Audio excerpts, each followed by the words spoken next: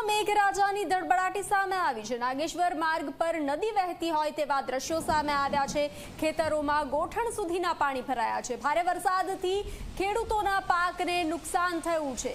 ખેતરોમાં પાણી ભરાયેલા હોવાથી ખેડૂતોને હાલાકી પડી રહી છે। ખેડૂતો હાલાકી ભોગવવા મજબૂર બન્યા છે। જગતનો તાત પરિચિંતિત બન્યો છે। ખેતરો ધોવાયાના દ્રશ્યો સામે આવ્યા છે તો જળમગ્ન થયું છે।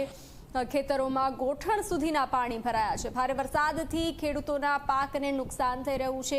ખેતરોમાં પાણી ભરાયેલા હોવાથી ખેડૂતો હાલાકી ભોગવી રહ્યા છે। દ્વારકા જિલ્લામાં મેઘરાજાની ધડબડાટી સામે આવી છે। દ્વારકા જિલ્લો જળમગ્ન થયો હોય તેવા દ્રશ્યો સામે આવ્યા છે। ખેતરોમાં ગોઠણ સુધીના પાણી ભરાયા છે। જનજીવન પ્રભાવિત થયું છે। કૃષ્ણનગરી જળમગ્ન બની હોય તેવા દ્રશ્યો સામે આવ્યા છે તો વાહન ચાલકો પણ હાલાકી ભોગવતા નજરે પડી રહ્યા છે।